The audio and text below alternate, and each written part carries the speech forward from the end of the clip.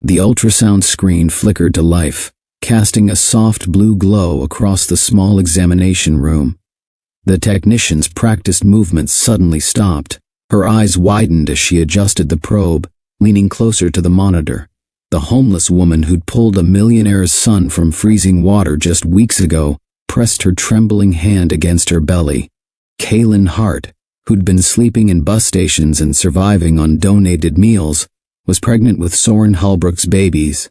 2 tiny lives growing inside someone who barely had a life of her own.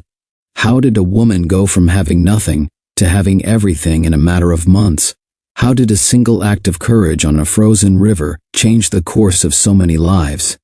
This is the story of Kaylin Hart, a woman whose selfless bravery not only saved a life but created new ones, transforming an entire community along the way. But before we continue, welcome back to Rich Billionaires Romance Stories. If you're new here, I'm thrilled you've joined us. We share real-life inspired tales of love, courage, and transformation that will touch your heart and restore your faith in humanity. Today's story is particularly special. It's about how one split-second decision on a winter night changed everything for a homeless woman and the wealthy family she saved. If stories like this move you, please hit that subscribe button and ring the notification bell. Your support helps us bring more of these incredible narratives to life. Trust me, you won't want to miss what happens when kindness meets destiny. Windermere's Winter to Bright Festival transformed the riverfront into a wonderland of silver lights and steaming cocoa stands. Families laughed as they glided across the ice paths, their breath forming clouds in the December air. Street vendors called out their wares while children pressed their noses against displays of handmade toys and sparkling ornaments. But for Kaylin Hart, bundled in a borrowed coat with holes in the pockets, the festival was just another reminder of the life she'd lost. While others headed home to warm beds, she knew the bus depot bench awaited her. Cold metal that never got easier to sleep on, no matter how many newspapers she layered beneath her. She stood near the railing where the ice thinned dangerously into black water, watching the celebration she couldn't afford to join. The city felt alive with joy, yet she remained invisible, another forgotten soul among the festivities. Then everything changed in an instant. A dog broke free from its leash. A child's delighted squeal turned to alarm. A young man sprinted across the ice, chasing the runaway pet. The frozen surface beneath his feet suddenly webbed with cracks. What would you do if you saw someone drowning in freezing water? Would you run for help? Stand frozen in shock? Or would you risk everything to save a stranger? Have you ever made a split-second decision that changed everything? Not just for you, but for generations to come. Most of us go through life thinking we know how we'd react in a crisis, but when that moment arrives, when someone's life hangs by a thread, our true character reveals itself. Here's the thing about homelessness. Society teaches us to look away, to assume someone without an address has nothing to offer. We cross streets to avoid them, clutch our purses tighter, pretend they don't exist. But what if the person you ignored today could be your hero tomorrow? What if beneath those worn clothes beats the heart of someone extraordinary? Kaylin Hart was about to prove that heroes don't need mansions or bank accounts. They just need courage when it counts. And in the next few moments, one act of bravery would set off a chain reaction that would transform not just 2 lives, but an entire community. Because sometimes, the universe has bigger plans than we can imagine. Sometimes, saving one life leads to creating new ones. And sometimes, the person with nothing to lose becomes the one with everything to give. The festival lights reflected off Kaylin's worn boots as she shifted her weight, trying to keep warm. 3 months ago, she'd been running a small bakery cart, her mother's recipes bringing smiles to morning commuters. Now those same recipes existed only in her memory, written in a notebook she kept protected in a plastic bag. Her mother's medical bills had consumed everything: the cart, their tiny apartment, even the mixing bowls passed down through generations. After the funeral, Kaylin found herself adrift in a city that suddenly felt foreign. The women's shelter was full most nights, and pride kept her from begging. Instead, she volunteered at Lantern House during the day, folding donated clothes and sorting canned goods, earning the occasional meal and maintaining some sense of purpose. Tonight, She'd allowed herself this small pleasure, watching the festival, remembering winters when she'd sold hot apple turnovers here. Her mother beside her humming carols. The borrowed coat came from Lantern House's winter drive. It smelled like lavender detergent and someone else's life, but it kept the wind at bay. She noticed a young man near the skating path, laughing as he tried to control an enthusiastic golden retriever. His expensive wool coat and confident stance marked him as someone who belonged here, someone whose biggest worry might be which restaurant to choose for dinner. Kaylin didn't feel bitter, just separate, like watching life through a shop window. The universe, however, was about to shatter that window completely. The golden retriever spotted something, maybe a squirrel, maybe just a shadow, and bolted. Its leash snapped taut, then slipped from the young man's gloved hand. "Max, get back here." He lunged forward, designer shoes hitting the ice path hard. For 3 strides he maintained balance. On the 4th, his foot found the section where maintenance crews had marked with orange cones earlier, the spot where underground pipes made the ice unstable. The sound came first, a sharp crack like a gunshot. Then the web of fractures spread outward in a deadly spider pattern. The young man's eyes went wide with realization just as the surface gave way. In one heartbeat he was standing. In the next, he'd plunged through, the dark water swallowing him to his chest. His scream cut through the festival noise. Parents grabbed their children. Skaters scrambled backward. Someone yelled for help. But shock held most people frozen, watching the man thrash in the lethal cold, his movements already slowing as hypothermia began its deadly work. Kaylin's body moved before her mind caught up. She sprinted toward a vendor's stall where painters had been touching up decoration, grabbing their aluminum ladder. The vendor shouted something, but she was already running, dropping to her knees at the ice edge. "Everyone stay back," she commanded with authority that surprised even her. She laid the ladder flat, distributing weight across the weakened surface. The metal was so cold it burned through her thin gloves, but she belly crawled forward, using the rungs like a bridge. The man's lips were already blue, his thrashing weakened to desperate pawing at the ice edge that kept breaking under his grip. His expensive coat, now waterlogged, pulled him down like an anchor. "Look at me." Kaylin locked eyes with him. "Stop fighting. Save your energy. When I say now, you grab my arms with everything you've got." She positioned herself at the ladder's end, spreading her weight wide. The ice groaned beneath her. One wrong move would send them both under. The water was so close she could feel its cold breath, seeing the darkness waiting to claim them. Now! He lunged upward with his remaining strength. Their hands met, his frozen, hers burning with determination. She pulled, using the ladder rungs as leverage, her muscles screaming. Behind her, 2 festival workers had dropped to their knees, grabbing her ankles, creating a human chain. Inch by agonizing inch, they dragged him from death's grip until he collapsed on solid ice, coughing and shaking violently. Paramedics swarmed the scene, wrapping the young man in thermal blankets, checking vitals, radioing the hospital. Kaylin sat back on her heels, her whole body trembling from adrenaline and cold. Her borrowed coat was soaked through, her hands raw from the ladder's frozen metal. "You saved him," a paramedic said, offering her a blanket. That was incredibly brave. Before she could respond, a black SUV screeched to a stop at the curb. The door flew open and a man emerged, tall, silver-haired, wearing a coat that probably cost more than most people's cars. But his face showed only raw fear as he rushed toward the ambulance. "Soren!"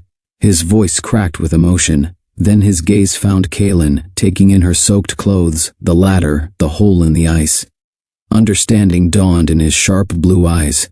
He crossed to her in 3 strides, his presence commanding yet somehow gentle. "You pulled my son from the water?" Kaylin nodded, suddenly aware of how she must look. Homeless, bedraggled, nothing like the people who usually occupied this man's world. "I'm Quentin Halbrook," he said, his voice thick with emotion. He took her frozen hands in his warm ones, uncaring of the dirty gloves. "You saved my son's life. I don't even know your name, Kaylin." "Kaylin Hart, MS Hart. I owe you a debt I can never repay." His eyes glistened with unshed tears. "Soren is everything to me, my only child. If you hadn't been here—" He couldn't finish the sentence.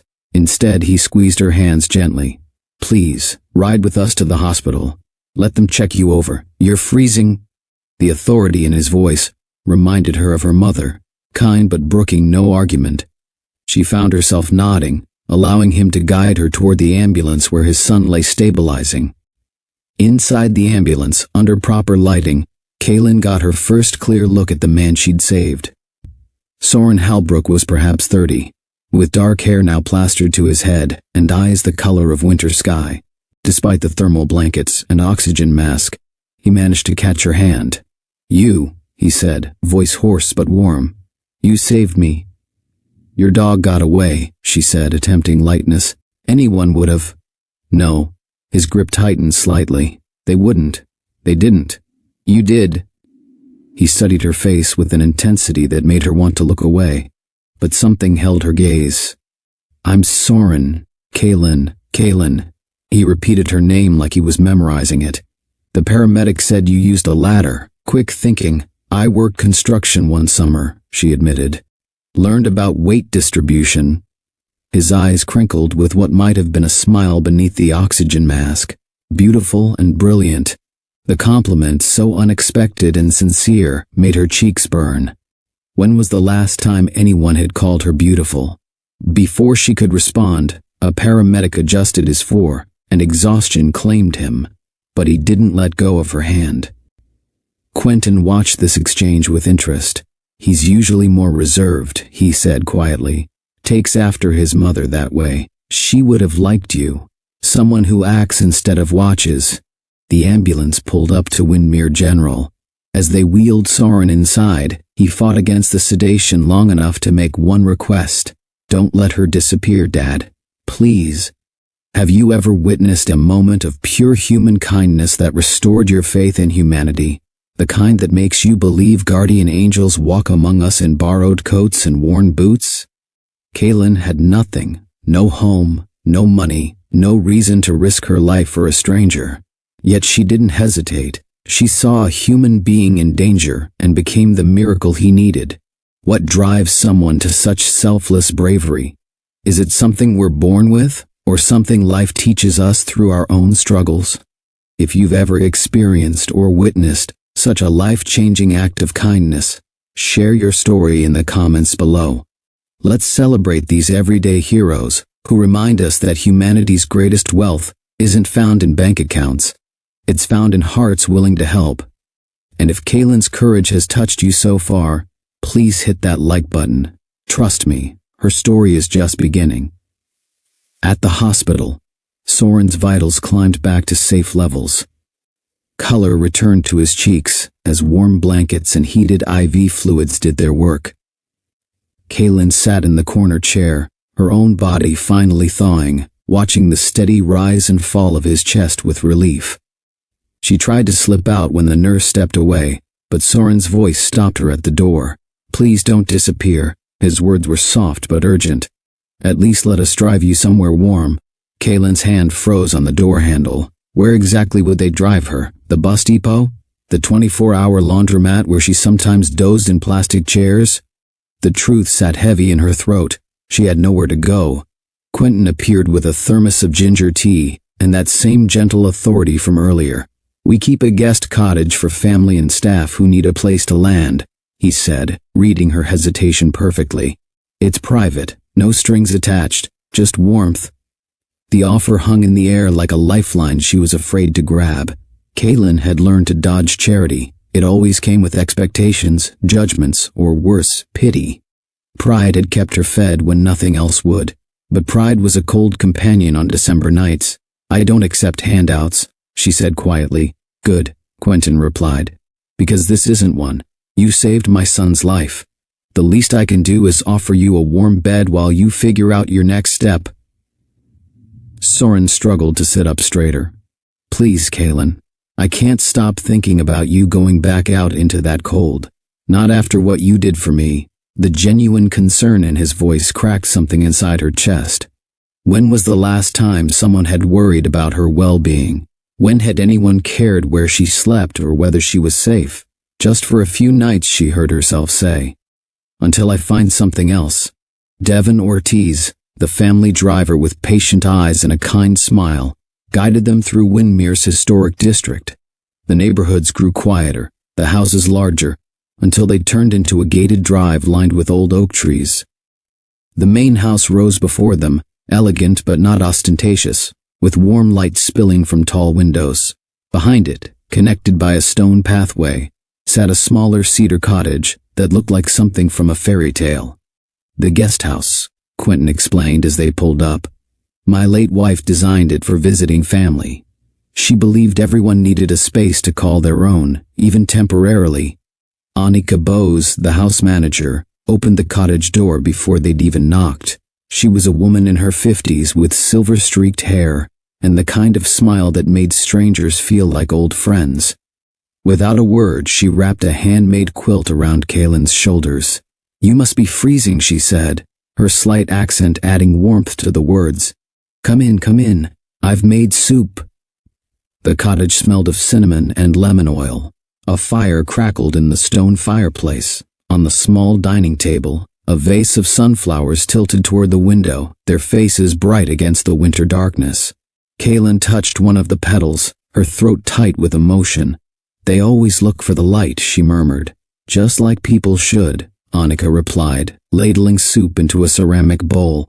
Sit, eat, everything else can wait. For the first time in months, Kaylin felt the knot in her shoulders begin to loosen. This wasn't charity, it was humanity. The next morning, Kaylin woke in an actual bed with clean sheets and a window that framed snow-covered pine trees. For a moment, she forgot where she was, panic rising until memory returned. The cottage, the rescue.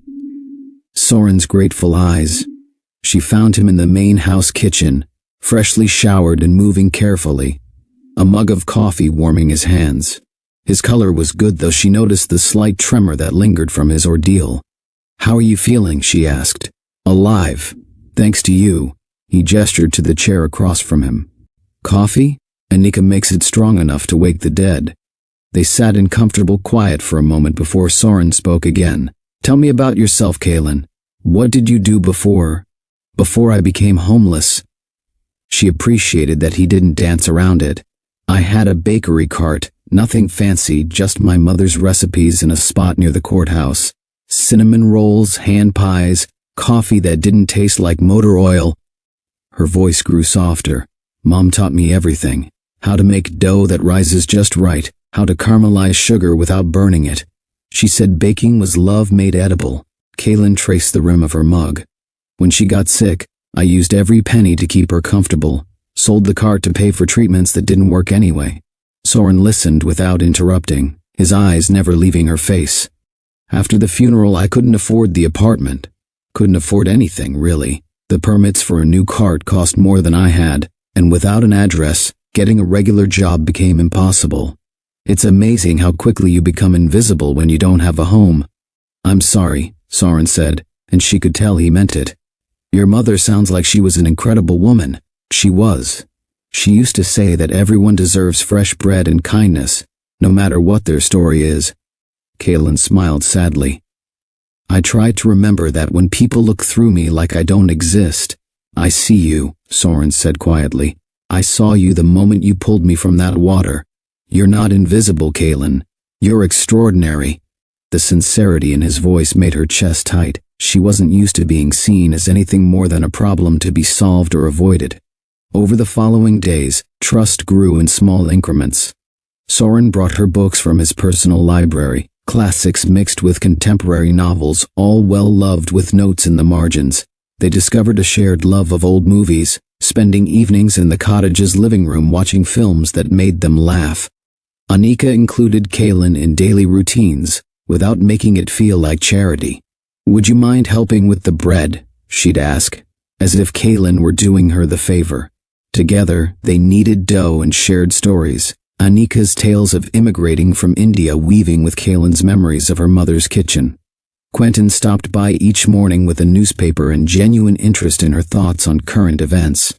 He never talked down to her or treated her like a project. Instead, he asked her opinion on city development plans, listened when she mentioned the challenges facing homeless services, and took notes when she suggested improvements. "You have insights most people miss," he told her one morning. "You see the city from street level. That perspective is valuable." Devon taught her to play chess on rainy afternoons, his patient instruction revealing a sharp mind beneath his quiet demeanor. "Strategy is about seeing 3 moves ahead," he explained, "but also knowing when to sacrifice something small to protect something precious." These weren't grand gestures, just human beings treating her like she belonged. Each small kindness chipped away at the walls she'd built around her heart. For the first time since her mother's death, Kaylin began to remember what it felt like to be part of something larger than survival. The attraction grew quietly, like morning light creeping across a windowsill. It started with lingering glances during their movie nights, Soren's eyes finding her face in the flickering screen light. The way he listened when she spoke, as if her words mattered more than anything else in the world. One evening, as snow fell outside the cottage windows, Soren arrived with a record player and a stack of vinyl albums. "I thought you might like these," he said, setting up the turntable with careful hands. "My mother's collection. She had excellent taste." The first song was something soft and jazzy, filling the cottage with warmth. Soren moved around the small kitchen, attempting to help with dinner, his movements still slightly careful from his ordeal. When he reached across her for the salt, his arm brushed hers, and neither of them moved away. "You don't have to help," Kaylin said, though she didn't want him to stop. "I want to." He paused in his stirring. "I like being here with you. It feels peaceful." They cooked together in comfortable synchronization, her expertise guiding his willing but clumsy efforts. When flour dusted his dark sweater, she brushed it away without thinking, her fingers lingering on the soft wool. He caught her hand gently, their eyes meeting. "Kaylin," he said softly, her name a question and a promise. The moment stretched between them, full of possibility. Then the timer chimed, breaking the spell, and they stepped apart with shy smiles. Later, as they sat on the small sofa watching an old romantic comedy, their shoulders touched. When Soren's hand found hers during a particularly funny scene, she didn't pull away. His thumb traced gentle circles on her palm, a touch so tender it made her heart race. "Is this okay?" he whispered. She squeezed his hand in answer, allowing herself to lean into his warmth. For the first time in months, the future felt like something worth hoping for. On her 4th day at the cottage, Kaylin asked Devon to drive her to Lantern House, the community center where she'd volunteered before her life changed so dramatically. The brick building sat in Windmere's older district, its windows glowing with warm light against the gray winter morning. Fiona March, the director, spotted Kaylin through the glass doors and rushed outside, her practical boots crunching through the snow. She was a woman in her 40s with graying curls and eyes that had seen enough hardship to understand it, but enough hope to fight it. "Kaylin," Fiona wrapped her in a fierce hug. "We've been worried sick. When you didn't show up for your usual shifts." She pulled back, studying Kaylin's face. "You look rested.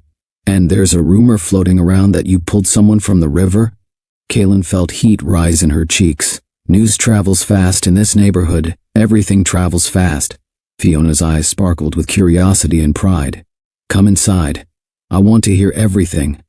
The center buzzed with its usual activity, volunteers sorting donations, clients filling out job applications, children in the after-school program working on homework. The familiar sounds and smells wrapped around Kaylin like a comfortable blanket. This place had been her anchor when everything else fell apart. Soren, who'd insisted on coming along, carried a box of thermal underwear and winter socks.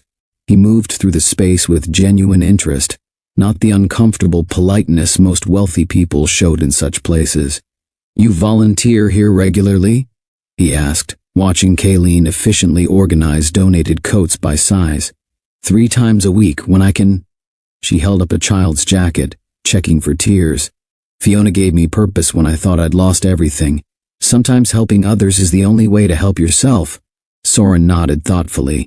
his eyes taking in the bulletin board covered with job postings, housing resources, and success stories. This place does important work. The most important, Kaylin agreed, hanging the jacket on the appropriate rack. Fiona led them to her cluttered office, where architectural sketches covered one wall and grant applications stacked her desk. She poured coffee from a pot that had seen better decades and settled into her chair with the satisfaction of someone about to share exciting news. "I've been working on something," she said, pulling out a folder thick with plans. "A mobile opportunity program. Small carts where people can start their own businesses. Coffee, baked goods, simple repairs, near transit hubs and business districts." She spread the sketches across her desk. The carts were elegant in their simplicity, designed for dignity as much as function. Dignified work people can start quickly, without massive overhead or complicated permits. "We provide the cart, initial supplies, and basic business training." Soren leaned forward, his engineer's mind clearly engaged. "What about power sources? Licensing? Health department approvals?" "That's where we've hit roadblocks," Fiona admitted. "The bureaucracy is overwhelming, and the electrical requirements are beyond our budget." Kaylin studied the drawings, her heart racing with possibility. She could see herself behind one of these carts, her mother's cinnamon roll recipe bringing joy to morning commuters again. But more than that, she could see others like her, people who'd lost their footing but not their skills, finding their way back to independence. "I could handle the food cart training," she said quietly. "Menu development, food safety, customer service. I know what works." Soren's eyes lit up. "And I can solve the power and licensing issues. Solar panels for basic heating, battery packs for equipment. I have connections at City Hall for permits." Fiona stared at them both, hope dawning on her face. "Are you serious? Because I've been dreaming about this for 2 years, but I never had the right partners." "Dead serious," Soren said. "What would you call the program?" Kaylin touched one of the sketches, remembering her mother's words about everyone deserving fresh bread and kindness. "Sunrise carts," she said, "because every day is a chance to start over." The name hung in the air, perfect and full of promise. Fiona grinned and grabbed a marker, writing "Sunrise carts" across the top of the largest sketch in bold letters. "When do we start?" she asked. The Sunrise Carts project gave their evenings new energy. Soren would arrive at the cottage with his laptop and engineering notebooks, while Kaylin spread recipe cards and cost calculations across the small dining table. They worked side by side, their different expertise weaving together seamlessly. "What about portion control?" Soren asked one evening, looking up from power consumption charts. "How do you ensure consistency?" Kaylin demonstrated with imaginary dough, her hands shaping the air. "You feel it more than measure it. The dough tells you what it needs. More flour if it's sticky, more liquid if it's tough. But I can create standardized recipes for training." He watched her hands move, fascinated by the knowledge contained in her gestures. "You make it look like art." "My mother said cooking was the closest thing to magic most people ever touch. Taking simple ingredients and creating something that nourishes both body and soul."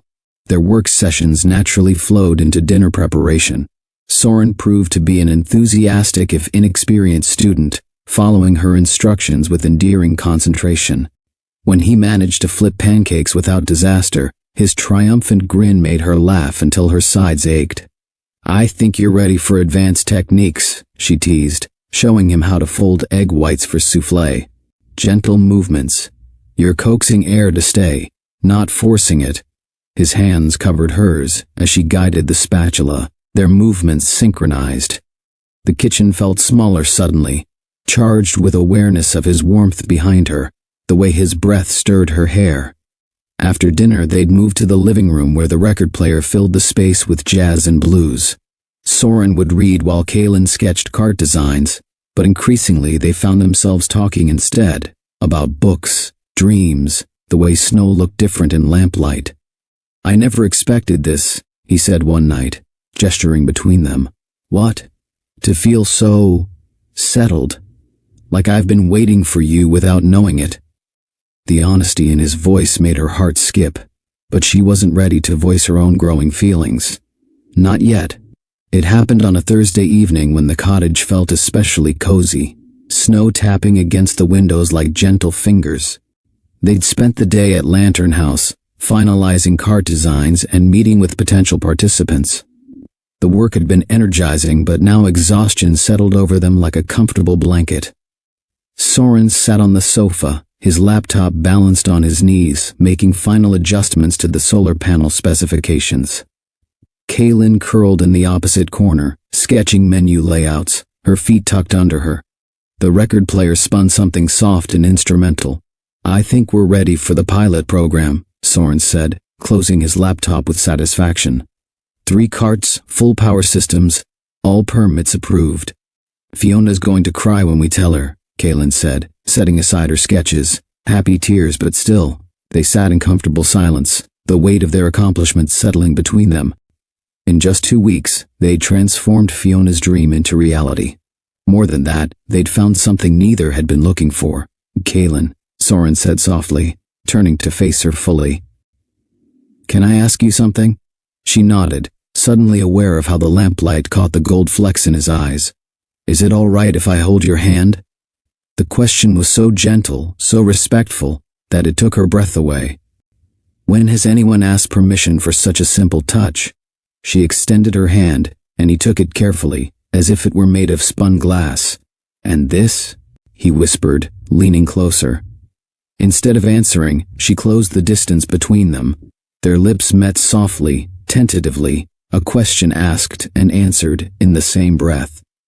The kiss was unhurried and sweet, tasting of the hot chocolate they'd shared, and something indefinably warm. When they parted, Soren rested his forehead against hers. "I've been wanting to do that for days," he admitted. "Only days?" she teased, her heart racing. "All right, since the moment you saved my life." She laughed, the sound bright in the quiet cottage. "That's better. Sometimes life gives us exactly what we need when we least expect it." Kaylin went from having nothing to finding not just shelter, but purpose, community, and love. Soren discovered that the person who saved his life was also the one who could save his heart. But here's what I want to know. Do you believe in second chances? Have you ever experienced a moment when everything seemed lost, only to have life surprise you with something beautiful? Maybe it was a job opportunity that came from nowhere, a friendship that bloomed in unexpected circumstances, or love that found you when you'd stopped looking. Kaylin and Soren's story reminds us that our lowest moments might just be the universe clearing space for something amazing. Their first kiss wasn't just romantic, it was a promise that broken things can be made whole again. Share your second chance story in the comments. What moment changed everything for you? And if this story is touching your heart, please hit that like button. Because Kaylin's biggest surprise is still coming, and you won't want to miss what happens when she discovers she's carrying more than just hope for the future. 3 weeks after their first kiss, Kaylin woke with an odd sweetness coating her tongue and a queasy flutter in her stomach. She attributed it to excitement. The Sunrise Carts pilot program was launching in 2 days, and nervous energy had been building for weeks. But when the smell of Annika's usual morning coffee made her rush to the bathroom, hand clamped over her mouth, she began to wonder. The nausea passed quickly, leaving her feeling foolish. Stress, she told herself. Too much rich food after months of sparse meals. The next morning brought the same strange awakening, that metallic taste, the sudden revolt of her stomach against perfectly innocent breakfast smells. Soren noticed her pushing eggs around her plate at their planning breakfast. "Not hungry?" he asked, concerned about creasing his brow. "You've barely eaten anything this week." "Just nervous about the launch," she said, forcing a smile. "I want everything to be perfect." But privately she began counting days. Her cycle had never been regular, especially during the stress of homelessness. But now she tried to remember dates, to calculate possibilities that seemed both impossible and terrifyingly real. The third morning, she couldn't keep down even toast. Annika found her in the cottage bathroom, pale and shaking. "Child, you look like death warmed over," Annika said, pressing a cool cloth to Kaylin's forehead. "When did you last see a doctor?" "I don't have insurance," Kaylin admitted. And it's probably just stress. Anika's knowing look made Kaylin's cheeks burn. Stress doesn't usually make healthy young women sick every morning at exactly the same time, she said gently. There's a clinic downtown. Sliding scale fees. Dr. Martinez is a good person. That afternoon, while Soren worked on final card installations, Kaylin stared at the clinic's address written in Annika's careful handwriting. The possibility she'd been avoiding crystallized into something she could no longer ignore. She was 3 weeks late, sick every morning, and sleeping with a man she'd fallen completely in love with. The Windmere Community Health Clinic occupied a converted Victorian house, its waiting room filled with mismatched chairs and children's drawings taped to pale green walls. Kaylin sat with her hands folded tightly in her lap, watching a toddler stack blocks while his mother filled out paperwork. Kaylin Hart, a nurse with kind eyes and scrubs covered in cartoon cats, called her name. The examination room smelled of antiseptic and hope. Dr. Elena Martinez was a woman in her 50s with silver-streaked hair and the sort of calm presence that made nervous patients breathe easier. Kaylin's carefully rehearsed explanation tumbled out. The nausea, the exhaustion, the missed period she'd been trying to ignore. Dr. Martinez listened without judgment, asking gentle questions about her recent living situation, stress levels, and relationship status. Given your symptoms and timeline, we should do a pregnancy test, she said matter-of-factly. Would you prefer a simple blood test or would you like an ultrasound? Sometimes seeing the screen helps people process the news, whatever it might be. Kaylin's heart hammered against her ribs. The screen, she whispered. I think I need to see. The ultrasound room was dimly lit, the machine humming quietly in the corner. Kaylin lay back on the examination table, her shirt pushed up to expose her still flat belly. The gel was cold, making her shiver as Dr. Martinez positioned the probe. Let's see what we can find, the doctor murmured, her eyes focused on the monitor. For long moments, there was only the sound of the machine and Kaylin's rapid breathing. Then Dr. Martinez paused, adjusting the probe's position, leaning closer to the screen. Well, she said softly, a smile creeping across her face. This is interesting. Kaylin's throat went dry. What is it? Dr. Martinez turned the monitor so Kaylin could see the grainy black and white image. At first, it looked like abstract art, shadows and light with no clear meaning. Then the doctor pointed to 2 distinct dark spots, each with a tiny flickering light at its center. 2 gestational sacs, she said gently. 2 heartbeats. The room seemed to tilt. Kaylin stared at the screen, trying to process what she was seeing. 2 twins, Dr. Martinez confirmed, turning up the volume. The room filled with rapid, synchronized beating, 2 tiny hearts announcing their presence to the world. Kaylin's hand flew to her mouth as tears spilled down her cheeks. The sound of 2 heartbeats filled the small room like a symphony. Kaylin stared at the monitor, watching the flickering lights that represented 2 new lives growing inside her. Her hand trembled as she reached toward the screen, not quite touching it. They're real, she whispered, her voice thick with wonder and disbelief. Very real, Dr. Martinez said warmly. Based on the measurements, I'd estimate you're about 8 weeks along. Both babies appear to be developing normally. 8 weeks. Kaylin's mind raced backward, calculating. The timeline matched perfectly with those first tender nights with Soren, when their relationship had shifted from friendship to something deeper. Their love had literally created a new life. Dr. Martinez printed several ultrasound images, the grainy photos that would become the first pictures in baby books. Do you have support? Someone to help you through this? Kaylin nodded, thinking of Soren's gentle hands, Quentin's protective kindness, and Annika's maternal warmth. Yes, I think so. Good, you'll need it with 2. The doctor's smile was encouraging.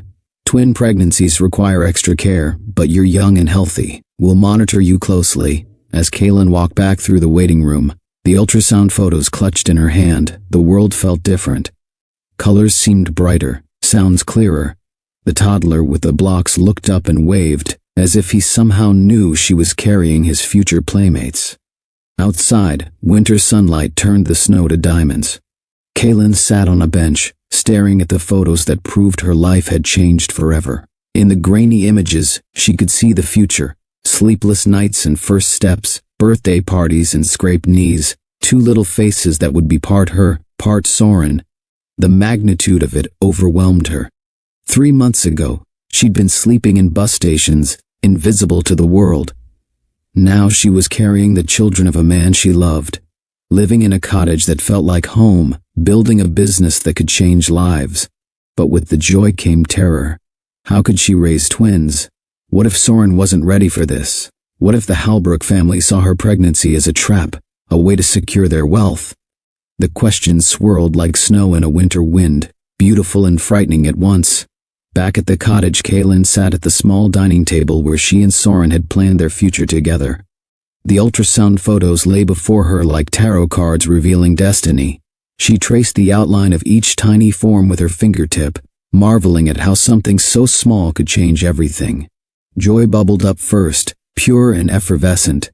She was going to be a mother, not just once, but twice over. The babies would never know the loneliness she'd experienced, never wonder if they were wanted. They would grow up surrounded by love, with a father who built bridges and a mother who understood the value of kindness. She pressed her hand to her belly, still flat but now holding the most precious secret. "Hello, little ones," she whispered. "I'm your mama. I don't know much about being a parent, but I promise to love you with everything I have." But then reality crashed over her like cold water. What did she have to offer these children? No money, no permanent home, no family beyond the Halbrooks who'd taken her in out of gratitude. She was still technically homeless, living on charity in a guest cottage. What if Soren felt trapped? They'd known each other less than 2 months. Their relationship was new, fragile, built on extraordinary circumstances. Adding 2 babies to the equation might shatter everything they'd carefully constructed. And Quentin, how would he react to learning his son had gotten a homeless woman pregnant? Would he see it as a mistake, a complication that threatened the family's reputation? Would the warmth in his eyes turn cold when he realized she carried his grandchildren? The fears multiplied like shadows at sunset. She could lose everything: Soren's love, the cottage, her place in this family that had become her anchor. The babies might grow up, knowing their mother had been cast aside, unwanted. Kaylin folded the ultrasound photos carefully and slipped them into her journal. She needed time to think, to find the courage to share news that would change not just her life, but everyone's. For 3 days, Kaylin carried the secret like a stone in her chest.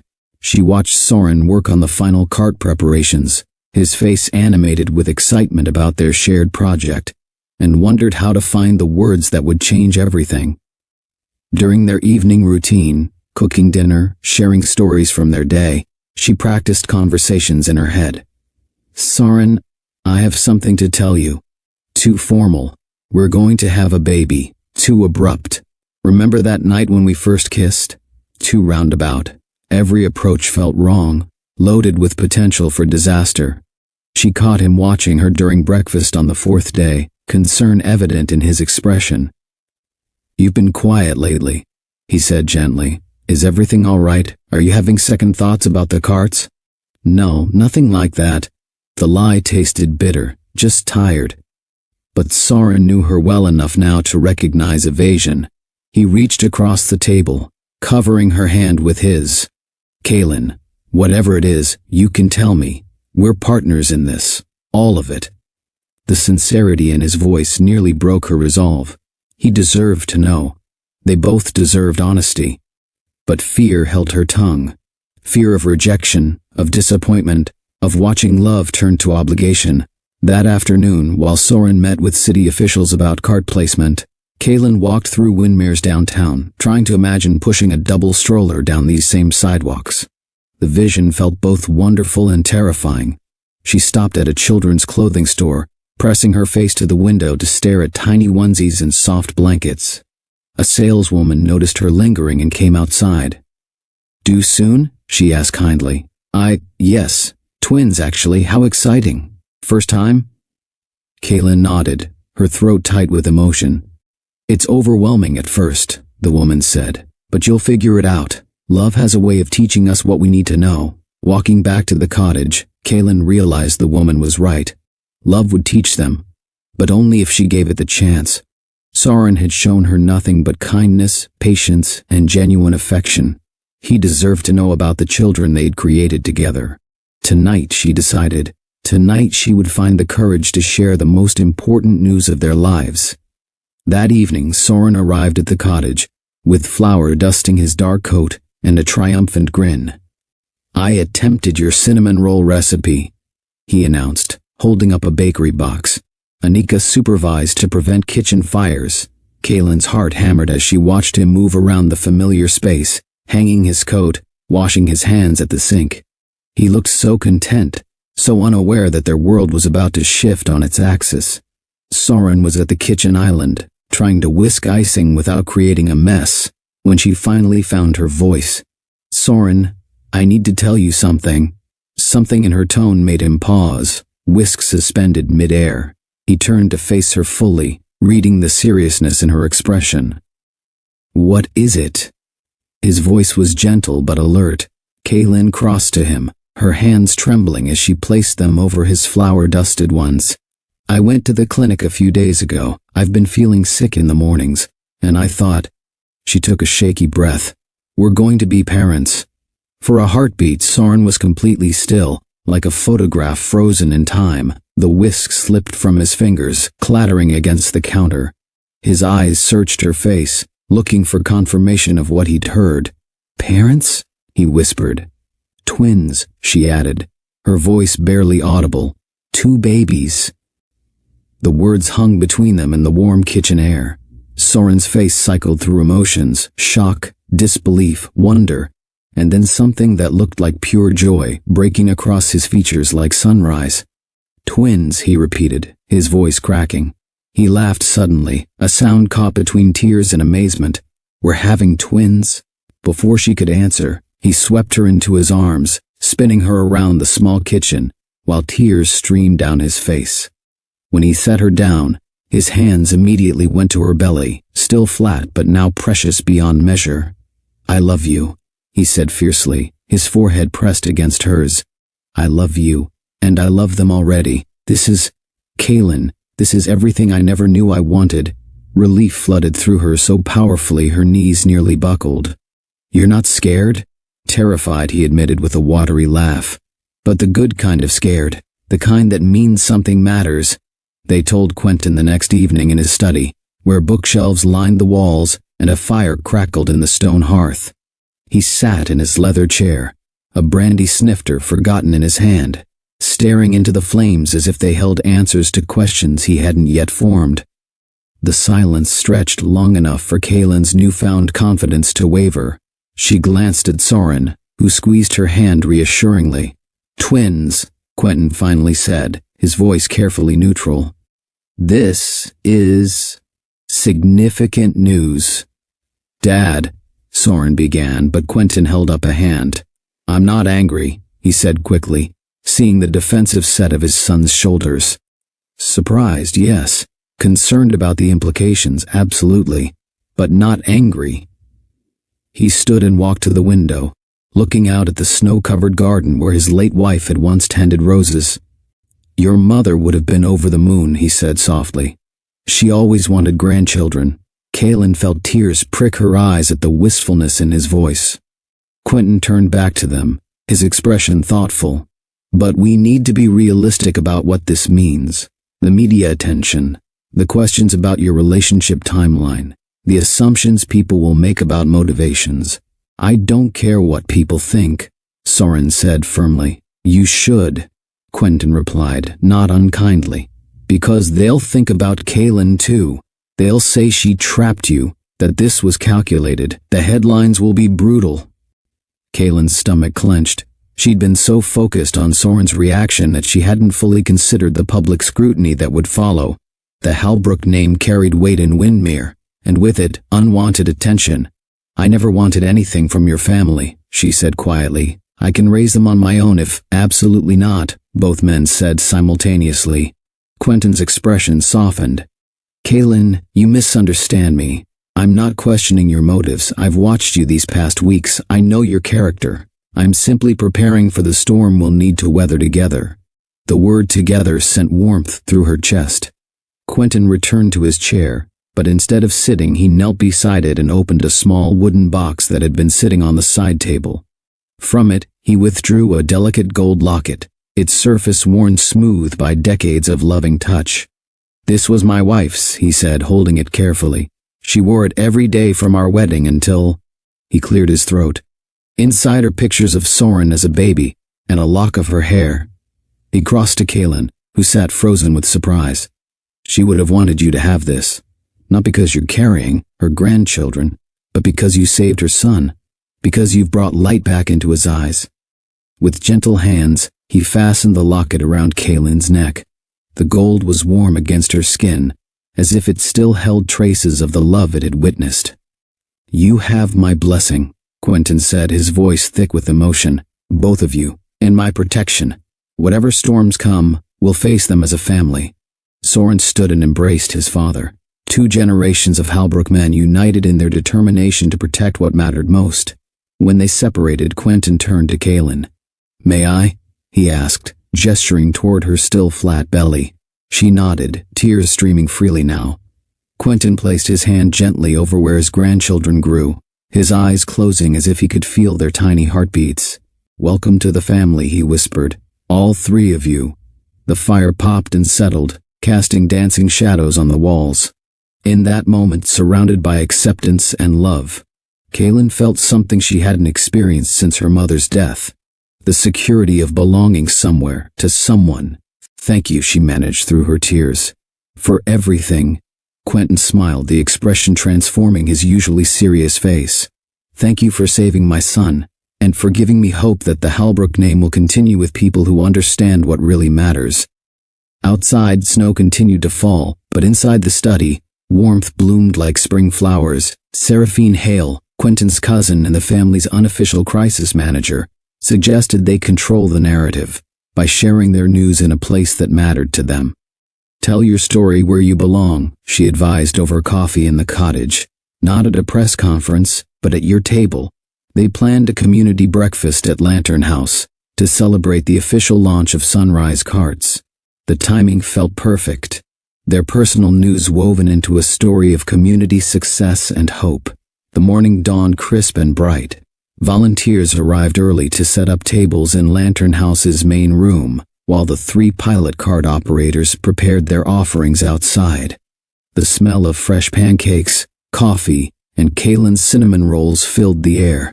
Neighbors, volunteers, city council members, and a handful of reporters with notebooks gathered shoulder to shoulder. The atmosphere was festive, celebratory, exactly what they'd hoped for. Fiona spoke first, her voice carrying across the crowded room as she thanked everyone who'd made Sunrise Carts possible. She introduced the cart operators: Maria, who'd been unemployed for 8 months, James, a veteran struggling with housing, and Patricia, a single mother looking for flexible work. Soren took the microphone next, explaining the technical innovations that made the cart sustainable and profitable. His passion for the project was evident in every word, and the crowd responded with enthusiastic applause. Finally, Kaylin stepped forward. Her hands trembled slightly as she gripped the microphone, but her voice was steady when she spoke. I've been on both sides of this equation, she began. The person behind the counter and the person on the street corner. What I've learned is that kindness at both places keeps us all standing.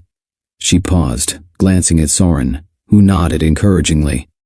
I also have something personal to share with this community that's become my family.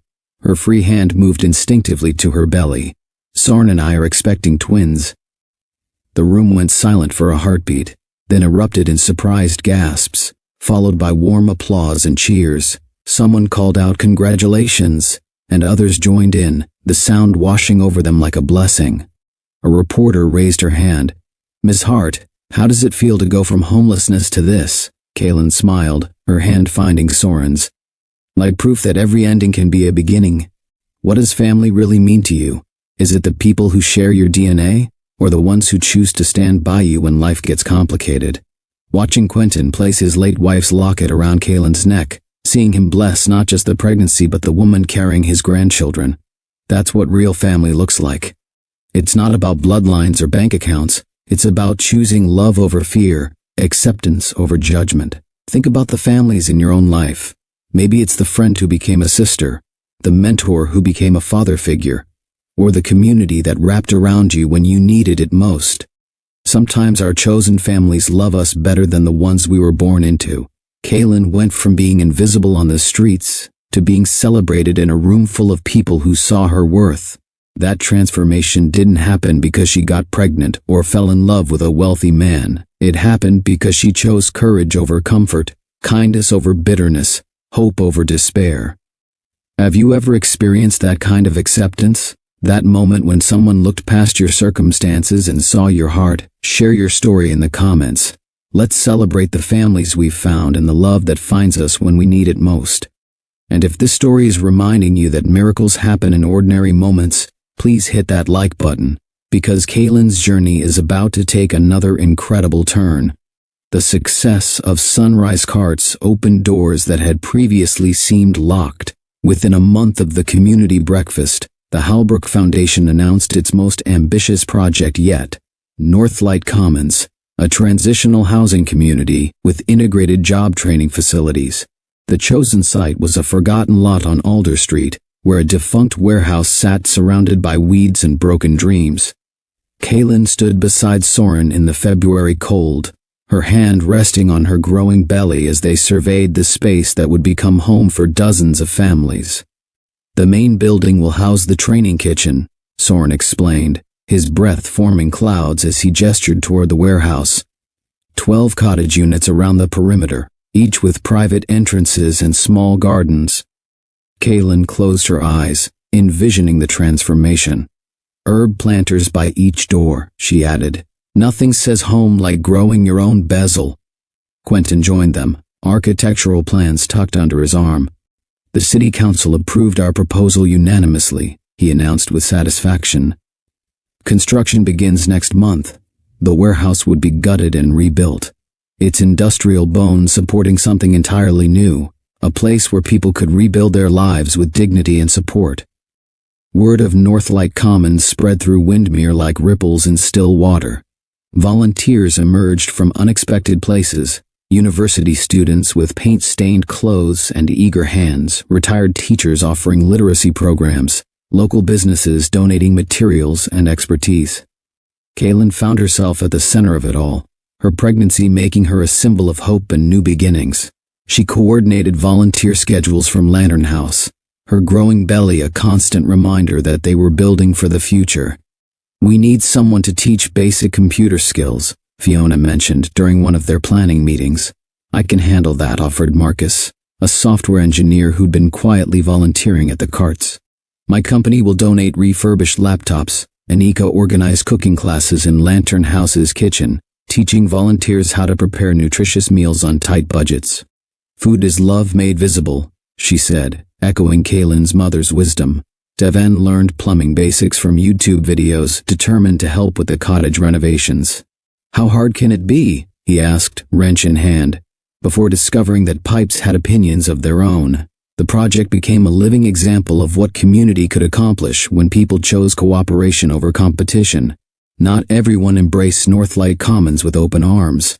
A neighborhood association meeting in March turned contentious when longtime residents voiced concerns about property values and the wrong element moving in. Kaylin, now visibly pregnant at 5 months, stood to address the room. I understand your concerns, she said calmly. 6 months ago I was homeless. I was the wrong element you're worried about.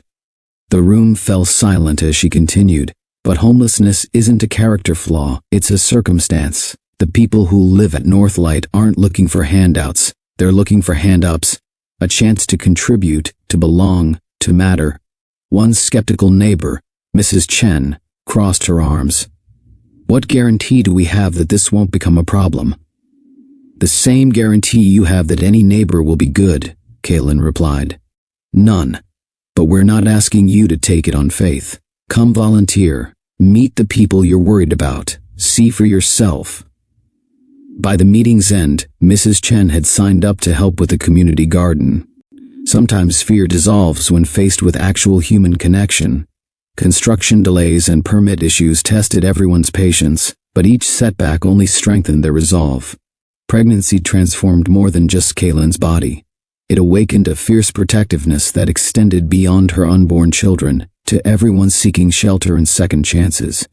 She found herself speaking at city council meetings, her voice steady as she advocated for policy changes that would prevent others from falling through society's cracks. Housing first isn't just a compassionate policy, she told the council in April, her hands resting on her rounded belly. It's economically smart. Stable housing leads to stable employment, which leads to tax revenue and community investment. Councilwoman Rodriguez nodded approvingly. Ms. Hart, have you considered running for office yourself? The suggestion surprised Kaylin, but not as much as her own response, maybe someday. She began teaching workshops at Lantern House, not just cooking and food safety, but budgeting, resume writing, and interview skills. Her own journey from homelessness to stability gave her credibility that no textbook could provide. You speak their language, Fiona observed, after watching Kaylin help a young mother navigate the housing application process. You've been where they are. Leadership, Kaylin realized, wasn't about having all the answers. It was about asking the right questions and creating space for others to find their own solutions. As spring arrived and Kaylin's belly grew round with their twins, she and Soren discovered new depths to their relationship. He attended every doctor's appointment, his face lighting up each time they heard the baby's heartbeats on the monitor. Baby A is definitely more active, Dr. Martinez noted during their 20-week ultrasound. See how she's kicking? Soren's voice cracked with emotion. And baby B is a boy, the doctor added with a smile. One of each. That night, they lay in bed in the cottage that had become their sanctuary. Soren's hand spread across Kaylin's belly as the babies performed their nightly acrobatics. What should we name them? He asked softly. Something strong, Kaylin murmured. Something that reminds them they're loved. They talked late into the night about hopes and fears, about the kind of parents they wanted to be. Soren confessed his worry about being good enough, while Kaylin shared her determination that their children would never know hunger or homelessness. They'll know love, Soren promised, pressing a kiss to her temple. That's the most important thing we can give them. Their love had created life, and now life was deepening their love in ways neither had expected. The twins arrived on a rain-washed morning in late June, when Windmere smelled like new leaves and possibility. Kaylin's labor began at dawn, gentle contractions that gradually built into the symphony of birth. In the bright delivery room at Windmere General, Soren held her hand through each wave, his eyes never leaving her face. You're incredible, he whispered, as she pushed with everything she had. Baby A is crowning, Dr. Martinez announced. One more push, Kaylin. Their daughter entered the world with a fierce cry that filled the room with joy. Soren laughed and sobbed simultaneously as the nurse placed the tiny perfect baby on Kaylin's chest. She's beautiful, he breathed, counting fingers and toes with wonder. Minutes later, their son followed, quieter, but equally perfect. The delivery room became a sanctuary of tears and laughter as two new lives announced their arrival. Quentin appeared in the doorway, his usual composure completely abandoned. He pressed his hand over his heart, overwhelmed by the sight of his son holding his daughter, while his grandchildren rested against Kaylin's chest. Welcome to the world, he whispered to the babies, his voice thick with emotion. You're so loved already. Annika and Devon sent photos from Northlight Commons, where the first families had moved in just weeks before. Fiona texted a picture of the Sunrise Carts crew celebrating outside the training kitchen. 3 months later, they walked along the river pier, where everything had started. Kaylin pushed a double stroller, while Soren carried a diaper bag that seemed to contain half their cottage. The Winter Bright Festival lights were being installed for another season, workers stringing silver bulbs along the railings. They paused at the spot where the ice had cracked that December night, where a homeless woman had risked everything to save a stranger. The water flowed peacefully now, reflecting the early autumn sky. Hard to believe it all started here, Soren said, adjusting their daughter's blanket. Kaylin smiled, watching their son sleep peacefully in his stroller. Sometimes I think the universe was just waiting for the right moment to change everything. Behind them, Northlight Commons glowed with warm light from cottage windows. Sunrise carts were scattered throughout the city, their operators building lives one customer at a time. The pier that had once represented danger now symbolized transformation. "Thank you," Soren said softly, "for not letting go." "Thank you," Kaylin replied, "for being worth saving." They kissed like people who understood that love was both a gift and a choice, made new each day. Kaylin's story teaches us that one act of kindness can create ripples that transform entire communities. When she pulled Soren from that freezing water, she wasn't thinking about rewards or recognition. She saw a human being in danger and responded with courage. That single moment of bravery set in motion a chain of events that changed not just 2 lives, but dozens. Love doesn't care about bank accounts or addresses. It doesn't check credit scores or demand references. Soren fell in love with Kaylin's heart, not her circumstances. Their relationship proves that genuine connection transcends social barriers when we choose to see people for who they are, not what they have. Community isn't built by governments or organizations. It's built one person at a time, one act of kindness at a time. From Quentin's offer of shelter to Anika's warm quilts, from Fiona's belief in second chances to the volunteers who painted cottage walls, Northlight Commons exists because individuals chose compassion over indifference. Everyone deserves a second chance, a fresh start, a moment when someone believes in their potential. Kaylin had lost everything, her business, her home, her mother, but she hadn't lost her capacity for courage and love. Sometimes our greatest trials prepare us for our greatest triumphs. The homeless woman who saved a millionaire's son became a mother, a leader, and a beacon of hope.